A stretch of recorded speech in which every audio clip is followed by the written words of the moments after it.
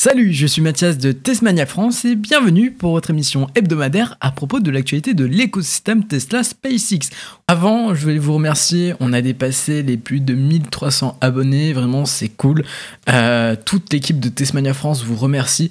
Si vous ne nous suivez pas sur les réseaux sociaux, allez-y dès maintenant, le lien est en description et vous avez là d'un coup plus d'actualité et beaucoup plus de contenu autour de cet écosystème. On va voir ensemble les 5 grosses actualités de la semaine. Encore une fois, avant de commencer vraiment les 5 actus, je voulais vous informer que Gwynne Shotwell, la présidente de SpaceX, a été référencée dans les 100 personnes les plus influentes en 2020 par le Time. Cette femme est un pilier pour SpaceX et une grande source d'inspiration pour tout le monde, je pense. Bon, allons du coup chez SpaceX. Le réservoir d'essai SN7.1 a enfin explosé après plusieurs essais. Bon, apparemment, SpaceX a quand même bien surestimé ce réservoir d'essai est en alliage 304L. L'objectif de ce test était de trouver la pression maximale que pouvait supporter ce prototype. Et SN7.1 a vraiment l'air plus résistant que SN7. Du côté du high bay, donc ce grand hangar, il progresse et il y a une structure qui se forme au niveau du toit. Et puis, je ne vous l'ai pas dit, mais au passage, SN5 et SN6 sont maintenant stockés dans le high bay. Alors que vous savez, la grue rouge que je vous parlais la semaine dernière aide maintenant Bluezilla, la grue bleue, à effectuer des travaux sur ce bâtiment. Cela fait pas mal de temps qu'on attendait Super Heavy, donc le booster de Starship, et il commence à faire son apparition avec une section commune, bien sûr pour le premier prototype, et tout cela a été vu sur le site. Le prototype devrait faire un saut avant fin octobre, du moins avant la conférence annuelle de SpaceX, et oui, on fera un live en français. Donc, la meilleure des choses, c'est d'activer la cloche. Alors je pense que ça va être chaud, parce qu'il y a quand même beaucoup de tests à faire, puis le prototype n'est pas encore assemblé. Bon, même si on sait que SpaceX a assemblé un proto très rapidement. Côté de SN8, ce prototype a enfin ses 2 ailerons, et SpaceX a déjà testé le système de rabattement, et ça a l'air de fonctionner assez bien. Par ailleurs, SN8 devrait faire un saut de 18 km avant 2021. Et oui, encore une fois, on fera un live en français, ne vous inquiétez pas. Rappelez-vous de Dojo, ce supercalculateur que Tesla veut utiliser pour former la future intelligence artificielle qui va permettre à l'autopilote de s'améliorer. La première capacité, c'est d'avoir un traitement vidéo, ou du moins d'image, et avoir un apprentissage automatisé entre guillemets, c'est-à-dire pas besoin d'avoir une validation du côté humain. Eh bien, Elon Musk nous donne des nouvelles de Dojo. Il a répondu à plusieurs questions sur Twitter, et d'après l'entrepreneur américain, les principaux challenges sont la conception de bus ultra rapides, ainsi que le refroidissement du système. Alors, un bus, c'est pas le bus qu'on prend, hein. Un bus en informatique, c'est un dispositif de transmission de données entre plusieurs composants d'un système. Du coup, Tesla doit concevoir des bus qui sont performants parce que c'est pas mal de données à transiter.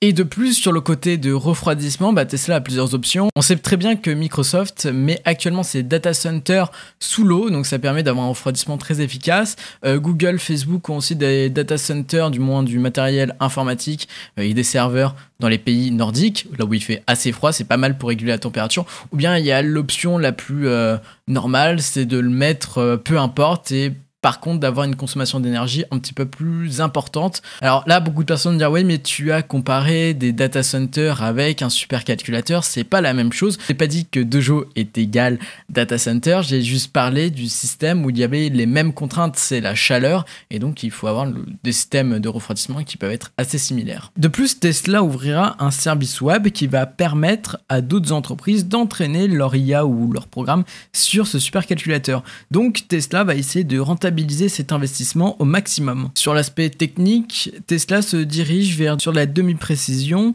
donc avec du binaire à virgule flottant, du float, qui occupe 16 bits. Ils ont fait plusieurs tests sur du FP32, mais le FP16 est pour eux le plus intéressant. Je vais pas parler du Battery Day parce que j'ai fait une vidéo spéciale à propos du Battery Day avec un gros récap, donc elle s'affiche dès maintenant sur votre écran et elle est en description. Aujourd'hui, le sujet est assez lié, on va parler du FSD, c'est la conduite autonome complète, qui va passer peut-être bientôt en abonnement. Aujourd'hui, l'option du FSD, donc c'est vraiment le complet, est à 7500 € en France et pourra être ainsi plus abordable sous forme d'abonnement. C'est un utilisateur Reddit qui a publié une petite capture d'écran où on le voit sur l'application Tesla que Tesla pourrait proposer ceci comme un abonnement au lieu d'un achat brut. Après, ceci n'est pas encore confirmé, mais il y a un hacker qui est Green The Only qui avait trouvé dans le code source cette même option entre s'abonner au FSD ou l'acheter. Ce qui est très intéressant à observer, c'est que Tesla commence à se construire vers le futur avec des formes de services mensuels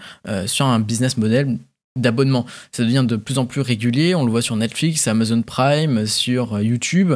Ce type de business model avec des abonnements devient de plus en plus fréquent et Tesla l'a déjà abordé avec la connectivité premium et va peut-être arriver du coup avec le FSD. La question du jour, c'est si vous avez une Tesla ou si vous envisagez d'avoir une Tesla ou si vous n'avez pas de Tesla mais que vous aimeriez avoir une Tesla, est-ce que ça vous intéresserait d'avoir le FSD en abonnement au lieu de l'acheter? Et du coup, vous pouvez dès maintenant répondre dans les commentaires. Connaissez-vous OpenAI? C'est une startup qui bosse autour de l'intelligence artificielle, dont un des nombreux fondateurs est Elon Musk. OpenAI fait de nombreux travaux autour de l'intelligence artificielle. Bon, en fait, on va parler de GPT-3, qui est un modèle de langage développé par cette startup. En fait, l'IA dispose d'une capacité à générer du texte. Elle a une maîtrise très importante des langues et c'est vraiment très impressionnant à voir. Alors, Kevin Scott, le vice-président de Microsoft, a déclaré qu'un accord avec OpenAI va permettre à Microsoft de tirer parti des innovations techniques de GPT-3 pour ainsi développer et fournir des solutions d'IA à ses clients via Azure. Cet accord apparemment sera sous forme de licence, mais c'est encore très flou. Et Microsoft affirme qu'OpenAI continuera à proposer GPT-3 et d'autres modèles via son API. Le rôle principal d'OpenAI, c'est de donner des ressources autour de l'intelligence artificielle, mais c'est aussi de dire attention aux régulateurs mondiaux. Parce que l'intelligence artificielle, quand on l'utilise bien, ça peut améliorer le quotidien d'une grande partie de la population, mais une intelligence artificielle peut être très vite développée dans une mauvaise intention. Et c'est pour cela qu'OpenAI est là. En fait, les craintes autour de ce sujet, c'est d'un coup ne plus avoir accès aux API. D'après ce que nous a dit Microsoft, bon, on serait pas sur ce type de scénario. Début 2020, Axiom avait annoncé la signature d'un contrat avec SpaceX pour envoyer 4 passagers privés sur l'ISS via la capsule Crew Dragon. Il s'avère que le voyage est réservé à l'acteur hollywoodien Tom Cruise. L'acteur voyagera aux côtés du producteur-réalisateur Doug Liman et d'une actrice dont on ne connaît pas encore le nom, ainsi que d'un ancien astronaute de la NASA, Michael Lopez Alegria, qui sera le commandant du vaisseau. Il devait embarquer pour un voyage de 10 jours vers l'ISS en octobre 2021. Ainsi, un tournage d'un film est prévu. Pour l'instant, on ne connaît pas le nom. Par contre, petit disclaimer, ceci n'a pas été confirmé à 100% par Axiom, ni par SpaceX, ni par la NASA. Et en corrélant toutes les informations qu'on a eues depuis ces derniers mois, ça nous donne une certitude à 99,99999%. Voilà, merci d'avoir suivi cette vidéo. Comme je vous l'ai dit, n'hésitez pas à nous suivre dès maintenant sur les réseaux. Sinon, si cette vidéo vous a plu, mettez un pouce bleu, ça aide la chaîne YouTube. Et nous, on se dit à très vite. Allez, bye!